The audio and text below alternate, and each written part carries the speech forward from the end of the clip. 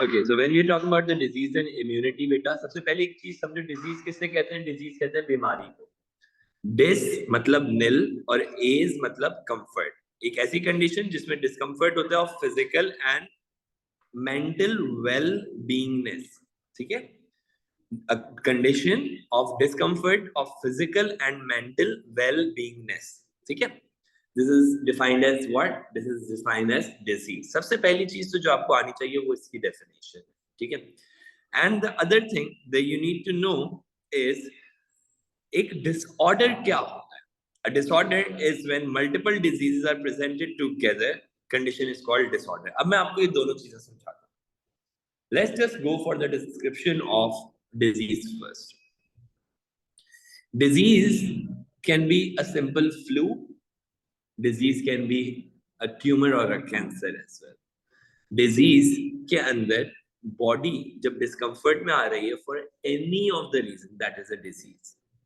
It could be physically, जैसे कि let's suppose किसी का fracture हो गया, सही। It could be physically, let's suppose कोई burn हो गया। It could be physically, let's suppose कि कोई infection हो गया, ठीक है। और it could be mentally, let's suppose कि किसी के पास सिर्फ और सिर्फ एक जहनी सोच इस तरह से डेवलप हो गई that it induces a disease। एक disorder क्या होता है? What exactly is a disorder? Disorder is when there are like a number of diseases. There are multiple diseases that are presented together। Let's suppose, let's talk about, alright। So जब आप बात कर रहे हैं disease की और disorder, ये दो discriminations clear हो गई। ऑनलाइन वाले बच्चे प्लीज रिस्पॉन्ड करेंगे। I can not see your responses अभी तक, एडन, नेमल और वफा।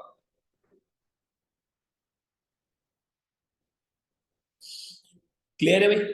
ऑलराइट। अच्छा, अब आपकी बॉडी हर डिजीज या डिसऑर्डर से फाइट करने की कोशिश करे, और फाइट करने के लिए जो एबिलिटी होती है उसको इम्यूनिटी कहते हैं। So the ability to fight against any pathogen is called immunity. Injectable insulin और कोई ट्रीटमेंट नहीं है। इंजेक्टेबल इंसुलिन लगाएंगे तो वो एटलीस्ट जो कुछ खाएगा उसको स्टोर कर पाएगा। ठीक है, अच्छा, with this now immunity. Guys, immunity को कैसे डिफाइन करते हैं? What is immunity? Immunity is the ability to fight against the pathogen. और पैथोजन क्या है? पैथो मतलब फिर वही बीमारी, डिजीज, और जिन मतलब जनरेट करने वाला, बीमारियां जनरेट करने वाला पैथोजन है। Pathogen could be a bacteria, it could be a virus, it could be an amoeba, कोई प्रोटोजोआ भी हो सकता है, कोई फंगस भी हो सकता है। फंगल इन्फेक्शंस भी होते हैं हमारी बॉडी में। लेकिन जो बीमारी करवाने वाला एजेंट है वो क्या कहलाएगा? वो पैथोजन कहलाता है। Any organism which causes harm to the body by causing disease is called pathogen. चलें जी, मैं एक दफा दोबारा से सारी चीजें रिपीट कर देता हूँ। डिजीज कोई ऐसी कंफर्ट ऑफ फिजिकल और मेंटल वेल बीइंगनेस, एक डिस्कंफर्ट कंडीशन डिजीज कहलाती है। डिसऑर्डर जब बहुत सारी बीमारियां एक साथ प्रेजेंट हो रही हो, when multiple diseases are presented together, they are called disorder. Immunity क्या होती है? Immunity is the ability of a body to fight against the pathogen. और पैथोजन क्या है? Pathogen is any organism which causes harm to the body, which causes diseases in the body. ठीक है, जो हमारी बॉडी को डिजीज कॉज करके नुकसान पहुंचाए वो कौन है? वो पैथोजन। जो इस पैथोजन के अगेंस्ट लड़ेगा वो कौन है? वो इम्यूनिटी। बहुत सारी बीमारियां इकट्ठी होके हो जाएंगी तो क्या है? डिसऑर्डर है। और एक बीमारी क्या है? एक डिजीज क्या है?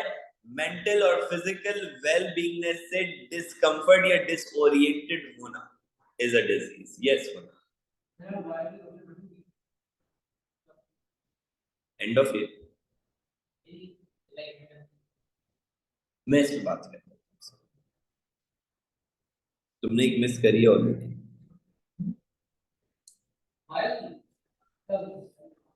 मैं बताता हूँ तुम्हें क्लास के बाद।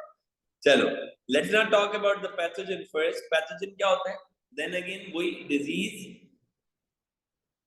जेनरेटर्स। पैथोजन क्या है बेटा? Disease generator. ठीक है, दो तरह का पैथोजन मिलेगा इस दुनिया में, एक जिसके पास सेल मौजूद है, दूसरा वो जिसका सेल मौजूद नहीं है। एक है सेल्यूलर और दूसरा है नॉन सेल्यूलर। सेल्यूलर क्या होता है? जिसमें बैक्टीरिया, फंगस और प्रोटोजोआ पाया जाता है। नॉन सेल्यूलर क्या होता है? जिसमें वायरस और टॉक्सिन पाया जाता है। क्या पाया जाता है? वायरस और टॉक्सिन पाया जाता है।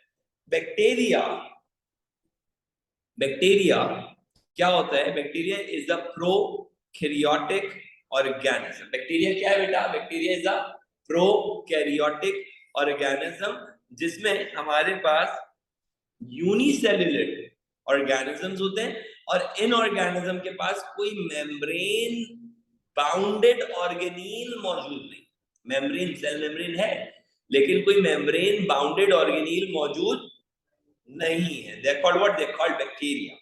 दोबारा से सुनिए, पैथोजन क्या होता है? पैथोजन डिजीज कॉजिंग एजेंट होता है। कितने तरह के पैथोजन है? वो जिनके पास सेल होता है सेल्यूलर, और वो जिनका सेल नहीं होता नॉन सेल्यूलर या एसेल्यूलर। सो सेल्यूलर में we have got bacteria, fungus and protozoa, और नॉन सेल्यूलर में we have got viruses and the toxins। फिर यहाँ पर हमारे पास आता है बैक्टीरिया। बैक्टीरिया क्या करता है? बैक्टीरिया प्रोकैरियोटिक है, बैक्टीरिया यूनिसेल्युलर ऑर्गेनिज्म है, इसके ऊपर कोई मेम्ब्रेन बाउंडेड ऑर्गेनील नहीं, इसके अंदर कोई मेम्ब्रेन बाउंडेड ऑर्गेनील नहीं पाया जाता। इसके अंदर कोई ऑर्गेनील ही नहीं पाया जाता। ऑर्गेनील नहीं होता, माइटोकॉन्ड्रिया नहीं होता, क्लोरोप्लास्ट नहीं होता, एंडोप्लाज्मिक रेटिकुलम नहीं होता, वैक्यूल नहीं होता, तो कोई ऑर्गेनील ही नहीं है। ले देखिए, एक ऑर्गेनील इसके अंदर पाया था, वो है राइबोसोम। क्या पाया था इसके अंदर? राइबोसोम। और इसके अंदर एक अनोखी चीज है, इसका न्यूक्लियस ही नहीं है बेचारे का। इस गरीब के पास क्या नहीं है? न्यूक्लियस ही नहीं है। तो फिर क्या है? न्यूक्लियस का क्रोमेटिन मटेरियल बीच में जमा हुआ है। क्या हुआ है? न्यूक्लियस का क्रोमेटिन मटेरियल बीच में जमा हुआ है। हाँ मेरे बच्चा, फ्लैजेला टेल्स होती हैं। हाँ, फ्लैजेला मूवमेंट में हेल्प करता है। किसमें हेल्प करता है फ्लैजेला? मूवमेंट में हेल्प करता है। फ्लैजेला बैक्टीरिया को एक जगह से दूसरी जगह चलाने में, टहलाने में, घुमाने में काम आता है। Are we good with this? All right. So, bacteria के पास है क्या क्या मौजूद? बैक्टीरिया के पास सेल वॉल है। यस। किस चीज की बनी हुई है? पेप्टाइडोग्लाइकन की बनी। बैक्टीरिया के पास सेल मेम्ब्रेन है। यस। कैसी बनी हुई है? बिल्कुल वैसे ही जैसे हमारे पास होती है, लिपिड बाइलेयर मेम्ब्रेन। कैसी है? Lipid bilayer membrane. फिर बैक्टीरिया के पास प्लाज्मिड पाया जाता है, और फिर बैक्टीरिया के पास क्रोमेटिन मटेरियल पाया जाता है। बैक्टीरिया के पास क्या है? प्लाज्मिड और क्रोमेटिन मटेरियल पाया जाता है। इसके अंदर ऐसे मेम्ब्रेन में इंटरनल इंक्लूजन्स मिलती है। क्या मिलती है मेम्ब्रेन में? इंटरनल इंक्लूजन्स मिलती हैं, जिसको हम लोग क्या कहते हैं? अच्छा भाई, जरा मैं बताता जाऊं मैं कहां कहां पे पॉइंट आउट कर रहा हूं। मैंने आपको पहले ये बताया सेल वॉल के बारे में, फिर मैंने आपको अंदर वाला बताया सेल मेम्ब्रेन के बारे में, फिर मैंने बोला एक रिंग ऑफ बैक्टीरिया है जिसको क्या कहते हैं? प्लाज्मिड कहते हैं। एक ऑर्गेनील पाया जाता है, इसको राइबोसोम कहते हैं। मूवमेंट के लिए क्या पाया जाता है? फ्लैजेला पाया जाता है। और इसका जेनेटिकल मटेरियल यहाँ सेंटर में रखा हुआ है, इसको क्या कहते हैं? क्रोमेटिन मटेरियल कहते हैं। और इसके अलावा ये और ये क्या है?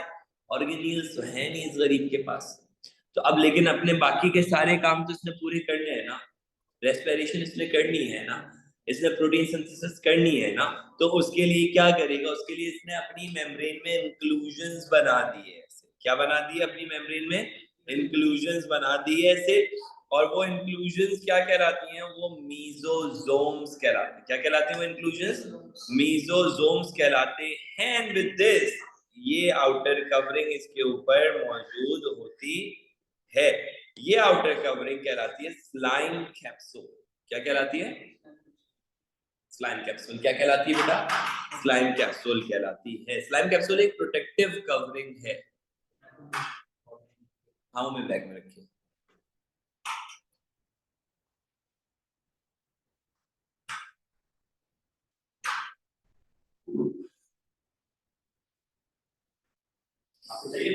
नहीं नहीं, वो तो मैं वहां से उठाने के लिए बैग में रखी। Are we good with this, guys? Yes? Okay. चलो जी, अब एक चीज और समझो। ये जो पूरा फिनोमेना है, this is something, I must say this is something convenient, पर इस चीज को जरा समझिएगा भी।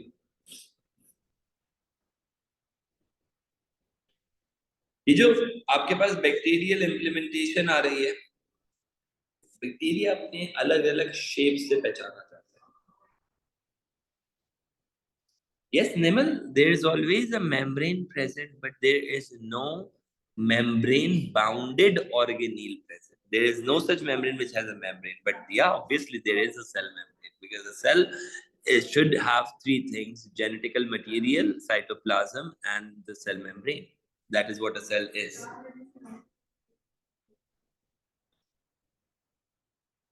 I hope the point is clear.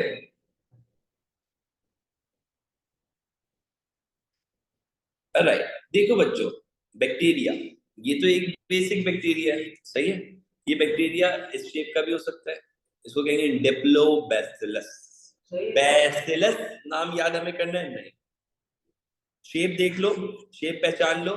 डिप्लोबैसिलस ऐसे दो लगे हुए होंगे तो डिप्लोबैसिलस, और ऐसी लॉन्ग चेन बनी हुई होगी तो स्ट्रेप्टोबैसिलस। एक बीमारी होती है एंथ्रेक्स, ये एंथ्रेक्स करवाता है। क्या करवाता है?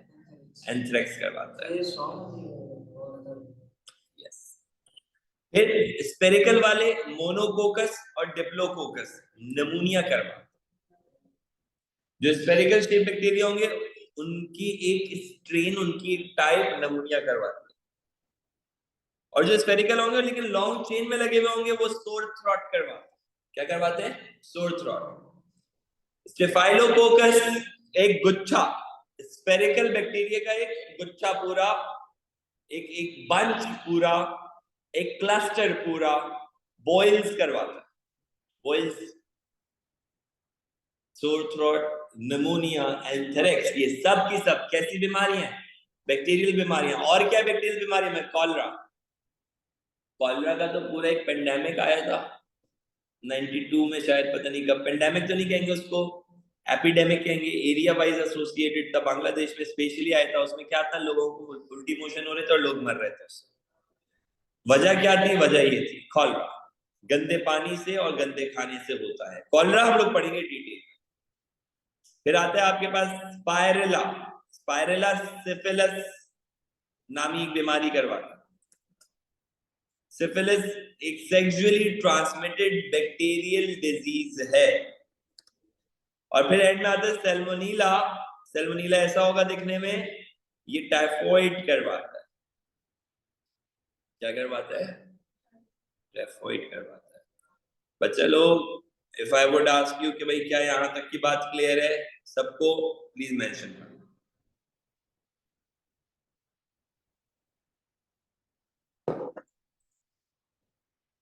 No, you don't need to memorise this, but तुम्हें ये पता होना चाहिए कि एक बीमारी बैक्टीरियल बीमारी है या वायरल इन्फेक्शन है। सो उसके लिए तुम्हें anthrax, pneumonia, sore throat, boils, cholera, syphilis और एक और बीमारी आती है ट्यूबरक्यूलोसिस। ये नाम याद रखना है, ये सब बैक्टीरियल इन्फेक्शंस हैं। यहाँ पर जो नाम लिखे हुए इसके अंदर ट्यूबरक्लोसिस का जिक्र नहीं है, सो टाइफॉइड के साथ साथ अलग से लिख लेना ट्यूबरक्यूलोसिस।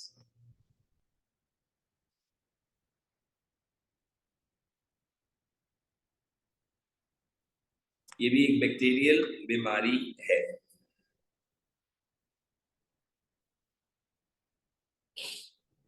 अभी गुड विद दिस? ऑलराइट, अब देखो भाई, अब हमारे पास इसके बाद क्या आ जाता है?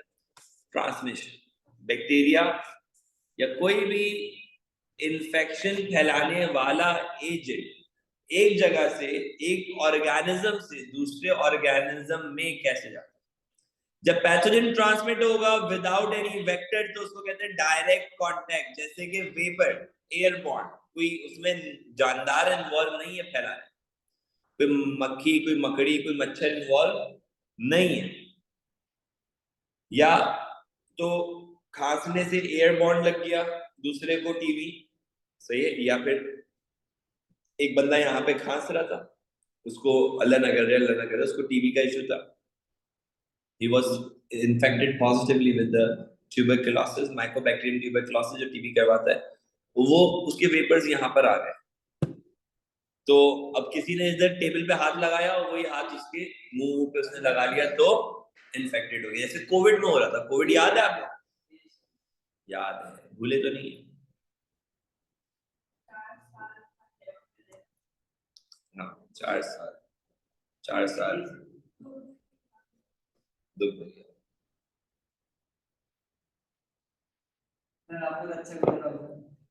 नहीं यार, अच्छा तो खैर किसी का भी नहीं बचता। कोविड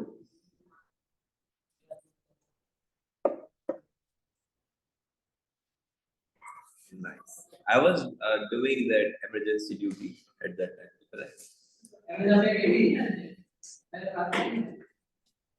नहीं पढ़ा भी रहा था उस वक्त, लेकिन उस वक्त मेरी इमरजेंसी ड्यूटीज लगी। मैंने 2 महीने करी थी, उसके बाद फिर मुझे खुद कोविड हो गया तो मैं फिर घर पे बैठ गया। सबको हुआ होगा, तुम्हें पता नहीं चला? सबको हुआ। मुझे भी पता नहीं चला था जब मुझे हुआ।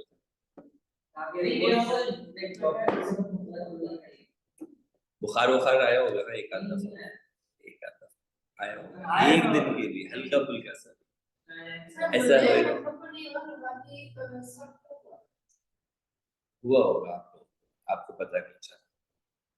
अभी हम पढ़ेंगे ना, ये पूरी डिटेल पढ़ेंगे कि कैसे पता नहीं चलने वाला कोविड कैसा होता है। क्योंकि मेरे पेरेंट्स को हुआ तो आई वाज लाइक, मैं उनके साथ साथ मैं ये सोचा मुझे क्यों नहीं हो रहा, मुझे क्यों नहीं हो रहा, मुझे कुछ ऐसा नहीं हुआ। क्योंकि मुझे इससे पहले बस एक दफा मुझे याद है कि एक दफा बहुत शदीद सर्दी वर्दी लग के बुखार चढ़ा था, लेकिन वो अगले दिन उतर गया था। तो फिर मैंने अपना वही टेस्ट करवाया जिसमें वो टेस्ट करते हैं हम लोग एंटीजन नहीं एंटीबॉडीज टेस्ट जो होता था, एंटीबॉडी टेस्ट करवाया तो मेरी antibody positive I. I was making antibodies for the Covid. तो मैंने बोला अच्छा भाई, इसका मतलब ये कि हो चुका है। Getting my point? तो ये चक्कर है। अच्छा जी, विद दिस नाउ एक होता है आपके पास डायरेक्ट कांटेक्ट और एक होता है आपके पास indirect. One is a direct contact, other one is a indirect contact. Indirect contact में क्या होता है? इनडायरेक्ट कांटेक्ट में there is a pathogen which is involved in causing the infection, and that pathogen is transmitted by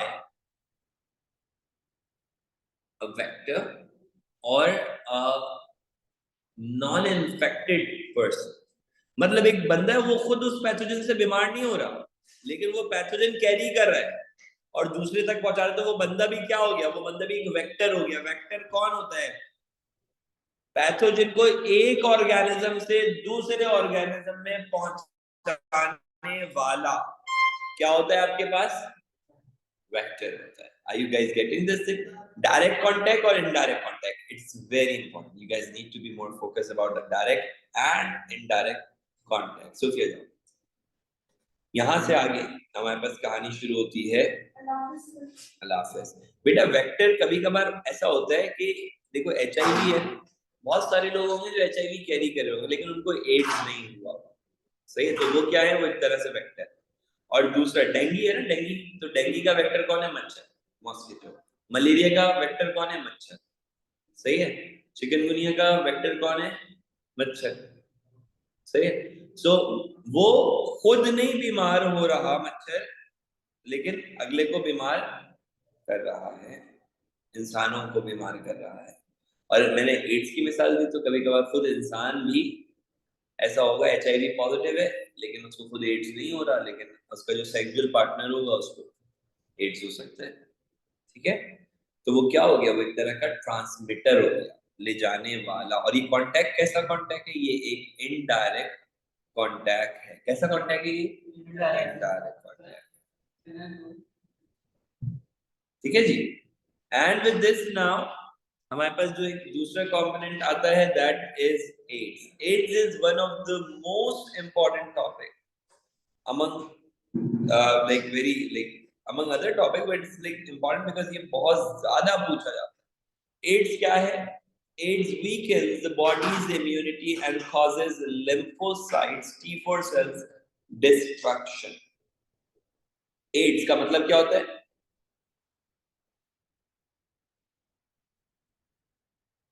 एक minute रुको यार, मैं जरा ये वेक्टर वाली बात कंफर्म कर लूं सबसे कि भाई समझ में आया नहीं. Sir, then how is HIV positive of the vector? क्योंकि वो HIV कैरी कर रहा है. देखो बेटा, ये पैथोजन है, इस बंदे की बॉडी में गया, ये पैथोजन का दिमाग खराब हो गया, इसको बीमार कर दिया, ये बीमार हो गया. और यही पैथोजन इस बंदे की बॉडी में गया तो इसको हो सकता है कि इसको बीमार नहीं कर रहा, ये बंदा हैप्पी है, लेकिन ये HIV कैरी कर रहा है, ये खुद बीमार नहीं हो रहा. तो ये क्या हो गया असल में? ये दूसरों को एड्स लगाने वाला हो गया, यानी कि क्या हो गया? ये खुद वेक्टर हो गया. सही है. और जो बीमार हो रहा है इससे, हमें बीमार हुआ हुआ बंदा दिखा दो तुम लोग को जरा. जो बीमार हुआ बंदा कैसा दिखेगा? देखो, जो बीमार हो रहा है वो कैसा होगा? ऐसा. तो इसको क्या हो गया? इसको एड्स हो गया. Can be vector. इसके अलावा और कौन सा वेक्टर है? एक इंसान भी वेक्टर हो सकता है, और एक आपके पास है वेक्टर. कौन? एक मॉस्किटो. ये लग रहा है मच्छर जैसा? बेटे, मच्छर जैसा लग रहा है?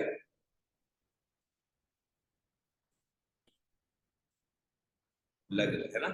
तो ये भी क्या है? ये भी एक वेक्टर है. ये मॉस्किटो भी एक वेक्टर है.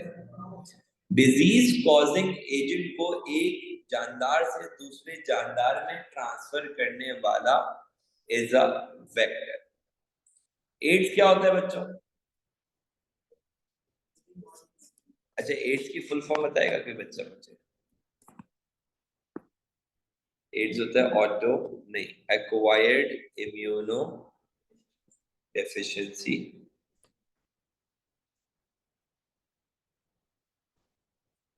acquired immuno deficiency syndrome. AIDS क्या है? acquired immunodeficiency syndrome. AIDS weakens the body's immunity and causes lymphocytes T4 destruction. Initially, no symptoms appear for up to 10 to 15 years, later to which constant disease such as flu or fever remain and they may develop skin cancer. शुरू में 15 साल 10 साल तो पता ही नहीं चलता कि HIV carry कर रहा है कोई बंदा या नहीं. और उसके बाद जब उसके सिम्टम्स आना शुरू होते हैं, जब वो अपना असर दिखाना शुरू करता है बॉडी में, HIV वायरस का नाम है, जब HIV अपना असर दिखाना शुरू करता है बॉडी में, तो फिर हल्का सा बुखार भी, हल्का सा नजला भी, हल्का सा फ्लू भी, लंबा चलेगा, इतना लंबा चल सकता है कि वो एक कैंसर में convert, that can causes death.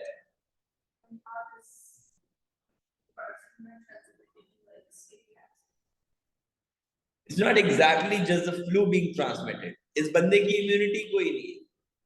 You getting my point? इस बंदे की इम्यूनिटी सही नहीं है, तो इसको सारे इन्फेक्शन लग रहे होंगे, इसको हवा से भी इन्फेक्शन हो रहा हो, क्योंकि इस बंदे की इम्यूनिटी क्या है? सही नहीं है. इस एजेंट का नाम है HIV. HIV होता है human immuno deficiency virus and it is transmitted by. ये किस HIV कैसे ट्रांसमिट होता है? अनप्रोटेक्टेड इंटरकोर्स, यूज्ड निडल्स और रेजर से, ब्लड ट्रांसफ्यूजन से. वर्टिकल ट्रांसफ्यूजन क्या होता है? मदर से baby, during pregnancy from a mother to the foetus भी ट्रांसमिट हो रहा है, और ड्यूरिंग द ब्रेस्ट फीड भी मदर से बेबी में ट्रांसमिट हो रहा है. ये वर्टिकल नहीं, जेनेटिक नहीं हुआ. माँ को इन्फेक्शन था तो उसके फीटस को भी, उसके बच्चे को भी इन्फेक्शन ट्रांसफर हो गया ब्लड लगने से, या फीड करवाने से भी ट्रांसफर हो जाएगा. So can the child also have HIV? If a mother is HIV positive, then the child is also HIV positive. It's fixed. Can't change this thing. सही है. मदर को HIV नहीं था ड्यूरिंग प्रेगनेंसी, हो सकता है कि जो बेबी था वो प्रोड्यूस हो गया, उसके बाद उसको एचआईवी और मदर ब्रेस्ट फीड के बारे में बच्चे को होगा। ठीक है, ठीक है, तो ब्रेस्ट फीड से भी जाता है। What? देखो एक्चुअली किससे लग रहा है, यूज रेजर से, यूज निडल से, उससे लग गया तो अलग बात है। ब्लड ट्रांसफ्यूजन हुआ, गलत बंदे का ब्लड लगा दिया, एचआईवी पॉजिटिव का ब्लड लगाया तो उससे हो गया। वर्टिकल ट्रांसमिशन से हुआ, उससे भी हो गया। और unprotected intercourse, unprotected intercourse is one of the major most leading cause of HIV spread, AIDS. हम कैसे प्रिवेंट करें, हम एचआईवी को फैलने से कैसे रोकें भाई? ये सारी चीजें जिनसे ये ट्रांसमिट हो रहा है सबके ऊपर आप पाबंदी लगाओ। नो मल्टीपल पार्टनर्स, हमारे मजहब में वैसे ही मना है इस चीज का, no multiple partners. Protected sex, do not use razors और सिरिंजेस, एंड ब्लड ट्रांसफ्यूजन से पहले जो ब्लड है उसको प्रॉपर्ली कंप्लीटली मॉनिटर और टेस्ट करना फॉर एचआईवी। जैसे हेपेटाइटिस बी और हेपेटाइटिस सी भी सेक्सुअली ट्रांसमिट होते हैं, और इसी तरह से होते हैं जैसे कि एड्स होता है, तो उसमें भी हम लोग चेक करते हैं। ठीक है जी, सो ये that is all about the AIDS, and this is like the first part of the chapter. I guess AIDS हमारे पास आगे डिटेल में भी आएगा। Let me see if we have AIDS आगे चल के डिटेल, नहीं है, चल।